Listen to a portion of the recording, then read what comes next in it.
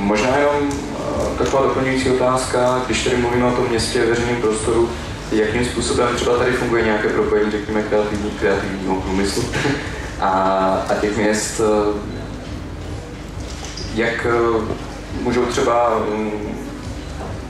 nějaké třeba konkrétní příklady, jak kreativní průmysl může přispět rozvoji nějakých, jak říkáš, post nějakých industriálních oblastí, jak to môže fungovať, třeba pozitívnych príklady?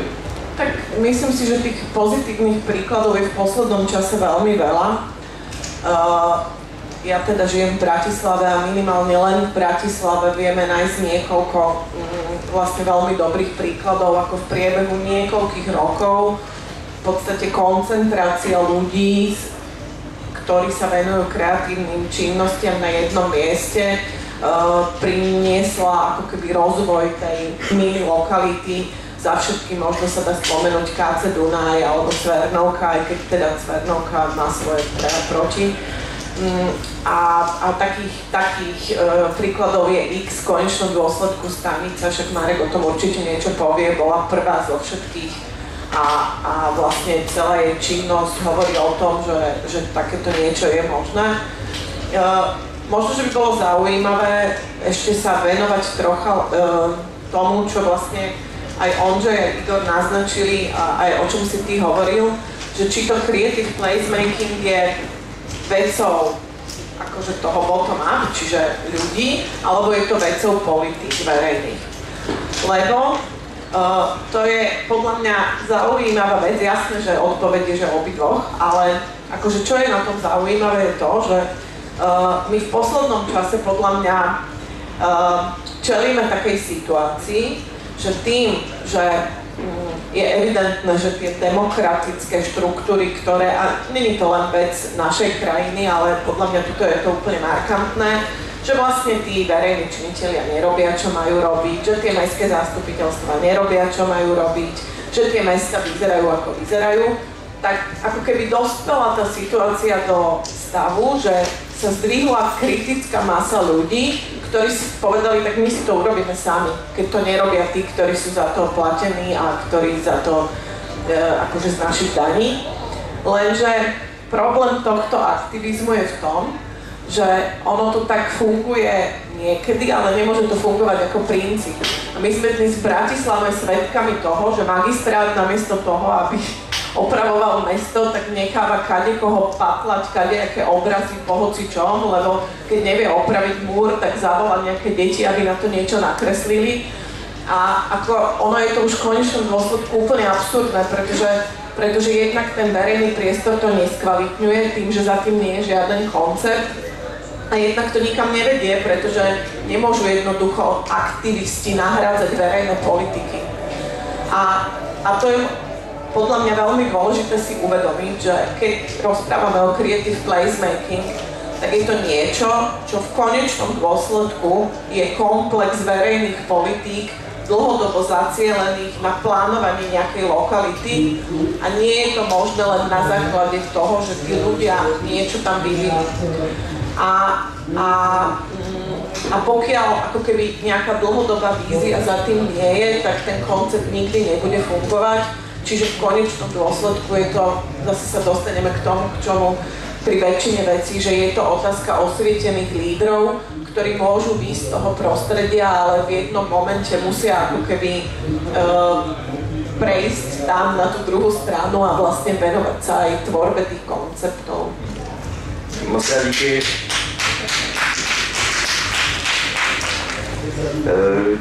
Super, mně se na tom hrozně líbí to, co jsi řekla teďka na konci a co jsem já na začátku, když jsem o tom konceptu mluvil, tak jsem nezmínil, že to je opravdu zase o tom, že creative placemaking je prostě ta spolupráce všech sektorů, že se do toho musí zapojit politici, musí se do toho zapojit soukromé společnosti a zároveň ti aktivisti, protože to, co se děje teď, tak je v podstatě, přesně jak říkáš, lidé se snaží něco udělat, ale vede to k takovému, řekněme, já jsem slyšel pojem festivalizace kultury, že vlastně kultura je něco, co se v poslední době omezuje jenom na festivaly, prostě krátkodobé akce, nějaké happeningy, ale chybí tomu vlastně, to je všechno úžasný, a všichni jako nikdo nepochyboval to, že to je pozitivní pro společnost nebo pro ekonomiku nebo prostě pro tu danou lokalitu nebo zemi, ale že právě se to potom musí setkat s nějakou dlouhodobou koncepcí.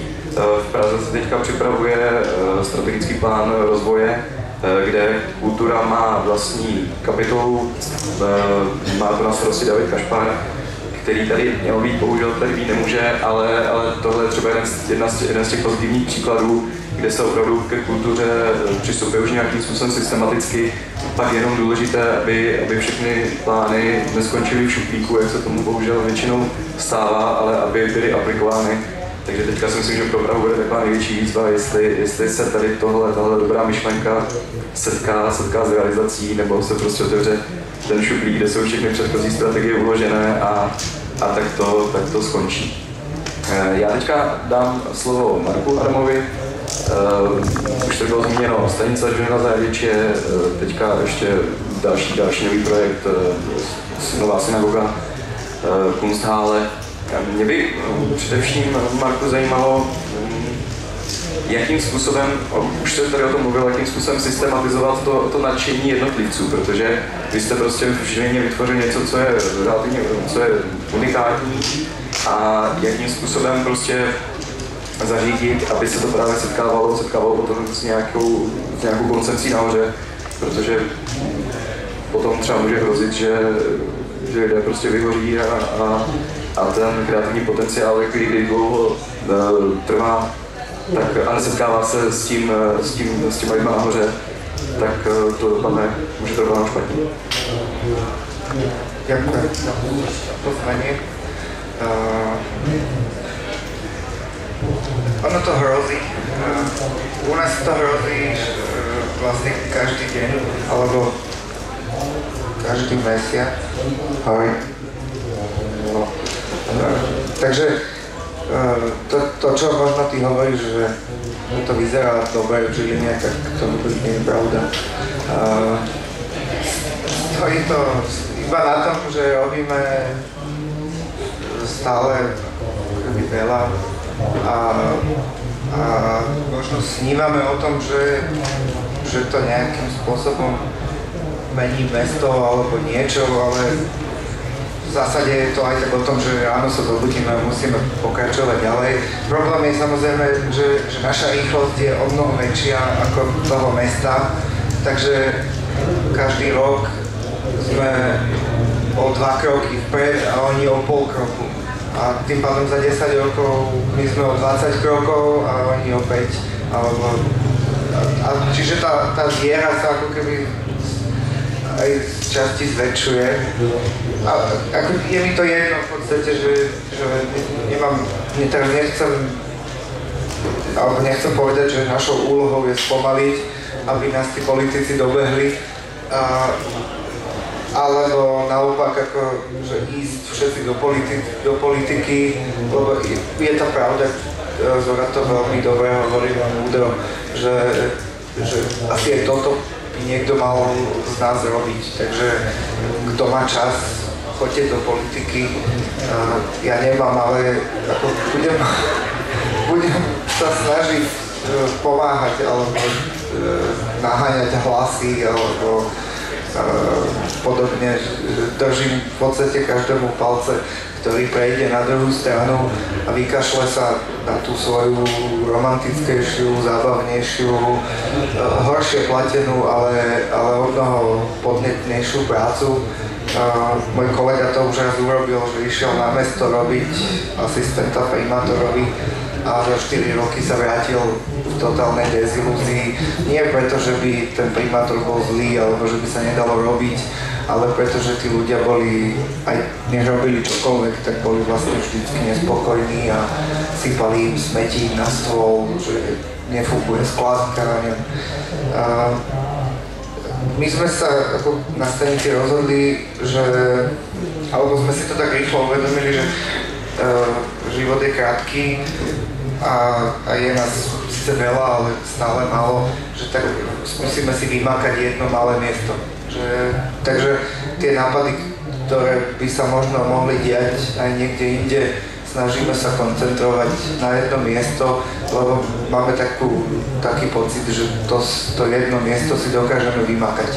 Aj potom je to aj o tom, že musíme zbierať smeti, takže keby to územie bolo väčšie, nebodaj celé mesto, tak vlastne neviem, ako by sme to zvládali, lebo ani by sme nevideli, že kde tie smeti sú. Takto prídem ráno do roboty a ten 1 hektár alebo koľko je toho územia v podstate pohľadom prejdem a vidím, že aha, tam je kopa, tam je stolička, tam je bicykel alebo už iba zámok od bicykla. Čiže je to taká, že ja som zareval, niečo hovorila o svojom životopise, že môj životopis sa uzavrel pred 5 rokmi. Takže vlastne to udržiavame, samozrejme, že to treba rozvíjať. Jeden taký príklad z Rotterdamu, ktorý boli sme v Rotterdame, dvaja umelci, ktorí pracovali pre svetoznámu umelkyňu, nám predstavili projekt, ktorý zmobilizoval celú štvrť, bolo to nejaké African Neighborhood, dali ľuďom prácu, dali im ateliéry, organizujú trh, zriadili kultúrne centrum asi takejto veľkosti a potom vlastne, keď sme tam my prišli, toto všetko nám predstavili a otázka na nás, ostatných z Európy, bola, že ako z toho môžeme vycúvať teraz. A ja nerozumel, že jak z toho to chcete vycúvať, však to je to, čo ste posledných 5 rokov robili a vy teraz si to chcete dať do katalógu a do CVčka a uzavrieť a ísť niekde do Londýna alebo do iného mesta, robiť podobný ultra super komunitný, umelecký a urbanistický a neviem ešte aký sociálny projekt. Že tu musíte teraz robiť toto do konca života. Že to je o tej zodpovednosti, že teraz vlastne môže sa vám to podariť, alebo je to trvať rovnako dlho, ako ste to budovali, lebo musíte niektorého z tých ľudí, ktorí tu majú ateliér alebo niečo tu robia, tak musíte z neho zrazu urobiť manažera a šéfa a ekonóma a neviem ešte čo všetko a vlastne spôsobíte mu to, že on bude musieť opustiť svoju prácu, ktorá bola vďaka vám vytvorená. No, takže to je ako keby pre mňa jedna tá aktuálna téma, že nie len ako to prostredie inovovať a vymýšľať a každý rok urobiť niečo iné vo verejnom priestore, ale aj sa o to kontinuálne starať a udržovať to, čo už bolo a proste zbierať tam tie smeti. Děkuju, Marek se nám právě přiznal, že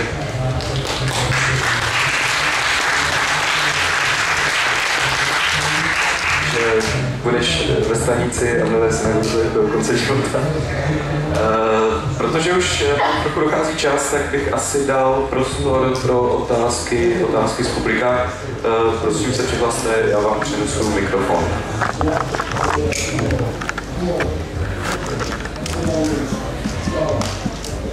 Žádná? Tak se asi budu ptát já. Možná kdybyste každý úplně krátce se třeba, že jsme tady hodně naráželi na to jakoby veřejné soukromé, mně přijde docela zajímavá kapitola tady ve střední Evropě financování kultury. Jakým způsobem třeba z vašich zkušeností, jestli je lepší financování veřejný nebo soukromý, protože u nás je to prostě tak, co tam už minimálně s Markem bavili, že granty jsou hezké, ale tak svazující, že často to jako prostě je to fakt problematické. Jestli si myslíte, že je něco v téhle oblasti specifické a jak třeba byste to dále rozvíjeli? No, pro mě, já jsem nikdy neměl žádný granty, taky to neumím psát, ale pro mě je grantový systém ta pípa na pivo, no. Že vlastně koupíš 10 korun pivo, prodáš za 30 asi 20 korun, to je ten grant, vlastně, takže vlastně je to takový jako že ty peníze vlastně, já nikdy nepočítám, kde je zisk, jako v kavárně, jako to je grantový systém, s kterým platí další věci. A vlastně by se mi líbilo, třeba kdyby město umožňovalo dát skupiny třeba umělcům třeba nějaký místo pod mostem nebo v parku, a třeba na 3 měsíce v létě tam hodili marimbotku, dali tam nějaké lehnátky, dělali tam koncerty a tak dále. A právě ten grantový systém je to, že tam dají tu pípu, no, ta pípa, no. Grantový systém. Marek, pardon, Igor, až to matoucí jméno. Možná u tebe by se to dalo přenést, řekněme, kde je podle tebe lepší zadavatel? Jestli soukromý investor nebo řekněme město? No tak to je asi najhorší otázka, ktorú si mohol dať. Tak co tá pípa? No, s tým financovaním, čo je podľa mňa najzaujímavejšie, je, že vždy, keď prídeme za nejakým investorom a niečo chceme urobiť, tak prvé vec, že koľko to bude stáť. A v podstate mňa vždy fascinuje, že prečo sa pýtajú, že koľko to bude stáť, a pýtajú sa, že čo to vlastne bude. Že ako najprv sa máme o tom, že či to bude super, a či to bude ako perfektné, a či to niečo urobí, alebo niečo, ale nepotom. Ale hneď prvá otázka je, že no, ale to nemôžem urobiť, to je vec peniazy.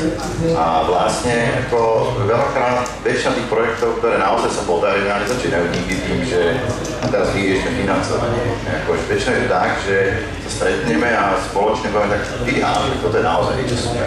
Poďme to robiť spolu, začneme to nejak, nájdeme tie veci a v podstate v tom procese zrazu ako tie peniaze nejak tak sa nájdú. No, ako to je, samozrejme to financovanie je kombinácia rôznych zdrojov, že znovu to museli hovoriť o nejakých konkrétnych projektoch a to riešenie vidím tej kombinácii, ale znovu dôležité je, čo vlastne robíme a nie je za koľko. Tak pokiaľ sa bavíme o projektovom financovaní, tak je jasné, že vo veľmi všeobecnej rovine súkromné peniaze sú v niečom vždy lepšie ako verejné, pretože súkromné peniaze dáva niekto na projekt, ktorý sa mu páči a je to len o vzťahu toho, kto dáva tie peniaze a na čo tie peniaze dáva, kdežto pri verejných zdrojoch je tam množstvo všelijakých obmedzení, niekedy tie obmedzenia idú priamo proti tej idei, ktorú človek realizuje. Ale sú to zase verejné peniaze všetkých daňových poplatníkov, takže akože kvázi tam nejaká kontrola musí byť. Pokiaľ sa rozprávame o verejnom priestore, tam je to podľa mňa ešte komplikovanejšie a to preto, lebo my tu zase máme v strednej Európe a konkrétne aj v tejto krajine príklady toho, že keďže tie verejné zastúpenia, proste ten verejný priestor nekultivujú, hej, tie verejné politiky, tak v podstate súkromné projekty opäť nahrádzajú verejné politiky a potom sa stane to, že v Bratislave sa postaví Eurovea, ktorá má povedzme len o trocha lepší prístup k tomu akože priestoru okolo shopping mallu, ako je bežným zvykom a z Eurovej sa stane nové centrum mesta, pretože tam niekto, írsky investor či škótsky, aspoň trocha sa zamyslel nad tým, ako to bude vyzerať okolo. Len my sme sa o tom s Igorom nedávno rozprávali, že omyl je v tom, že Eurovea nie je verejný priestor. To je súkromný priestor súkromného majiteľa. To znamená, že on síce v záujme toho, aby ľudia tam chodili, môže predstierať, že je to verejný priestor, ale v konečnom dôsledku môžete tam robiť len to, čo vám tam on dovolí robiť. To znamená, že čo sa týka verejného priestoru, ďalšia vec ešte, ktorá podľa mňa veľmi komplikuje tú situáciu v strednej Európe je, že tým, že my sme tu nemali dlho súkromné vlastníctvo a potom sa to súkromné vlastníctvo vrátilo, že je veľmi často trend takého zbožstvovania súkromného vlastníctva, respektíve keď dochádza ku konfliktu súkromného vlastníctva a verejného záujmu, tak vždy je nadradený súkromný záujem. To znamená, že keď niekto si chce ku svojmu domu pristaviť nejakú príšernosť a stavia to na svojom pozemku, tak to jednoducho môže urobiť, hoci to v princípe radikálne zníži kvalitu verejného priestoru okolo, pretože súkromné vlastníctvo je posvetné. A ja si myslím, že tu ako keby je to otázka dlhodobého vývoja aj toho, ako sa k tomu chováme, ale že tu ešte je strašne dlhá cesta, ktorú musíme absolvovať na to, aby sme dokázali vlastne prejsť od tých veľmi individuálnych súkromných záujmov k chápaniu verejného záujmu. Áno? Ja by som sa pani Javorovej chcel spýtať jednu vec. Vy ste tu spomínali nejaký príklad tej Eurovej a povedali ste si, že nejakým zázrakom tam vznikol priestor, ktorý teda ľudia si obľúbili. Ale čo ma zarazilo je to, že ste povedali, že nie je to verejný priestor, ale je to súkromný priestor a ľudia si tam môžu robiť len to, čo im ten súkromník povolí. No. Ale to platí samozrejme aj na verejnom priestore, že ľudia si tam nemôžu robiť čokoľvek. A moja otázka je teda, aký je rozdiel medzi dobrým súkromným priestorom, kde ja sa dobre cítim a mám prístup ako verejnosť, a verejným priestorom? Prečo ste to tak postavili do takého protikladu? No preto, lebo ako keby verejný priestor je niečo, čo reálne existuje, hej? Že žijete v meste a okolo vás tie ulice a to všetko je verejný priestor. A my nemôžeme chcieť od súkromných majiteľov, aby nahradzali verejné politiky. To som tým chcela povedať. Že keby Bratislava sa rozvíjala inak, ako sa to stalo, tak by sa nestalo to, že Eurovea nahradila centrum mesta. Ako keby, že ľudia z centra mesta sa presunuli do Eurovej. Čiže ja nechcem tým povedať to, že je zlé, keď naopak, ja si myslím, že je to super, že niekto aspoň takýto priestor vytvoril, ale nemôžeme čakať od vlastne takýchto projektov, že nahradia chýbajúce verejné politiky verejného priestoru. No dobré, ale čo je na tom zle, že sa to presunie, to centrum mesta tam? Veď kedysi centrá vznikali zo súkromnej iniciatívy, nie? Ja do toho vstúpim. Ten problém je, že myslím, v tej koncentrácii tej prevádzky a toho servisu. Vlastne to mesto musí fungovať ako istý organizmus a naozaj musí mať istú rozdiel. Čiže pozrieť, čo sa stalo, a to je fakt, že naozaj tá Eurovea a tie všetky centrá písali v podstate tie servis a tie odchody z toho centra. Ono istým spôsobom sa to samozrejme ako vráti, lebo keď samozrejme to praví ten trh nejakým spôsobom, ale ten čas môže poškodiť aj iné veci a to ako naozaj takéto sociálne podhubie toho mesta a to môže byť potom naozaj vážnejšou témou. Ja som chcel zareagovať na tú vašu poznámku o tom verejnom a súkromnom priestore. Súkromník sa môže rozhodnúť, dajme tomu, že povie, že tu sa nesmie spievať. A je veľmi ťažké povedať, z hľadiska mesta povedať, že to vyjednať, že tento zákaz je vlastne blbosť. Keď je to súkromný majetok a on povie, že sa tam nesmie spievať, tak sa tam nemôže spievať a to je problém. Keby to urobilo mesto, tak my ako občania môžeme protestovať. Ale keď je to žiaľ, niekto je súkromník, tak je to veľmi ťažké. Čiže to vyjednávanie o tom, čo vlastne v tom súkromnom alebo verejnom priestorom je strašne dôležité. A ďalšia vec, že Eurovea je vlastne znovu taký pseudo verejný priestor, lebo v podstate on istým spôsobom, nejakým spôsobom psychologicky nás pripravuje nakupovať. Takže to je presne to, na čo to bol vytvorený, že on chce dotiahnuť tých ľudí tam, aby sme niečo kúpili. Takže, dobre, ale v tom centre mesta to funguje takisto, sú tam obchody? Myslím, že nie je úplne. Tak to je najdlhší debata.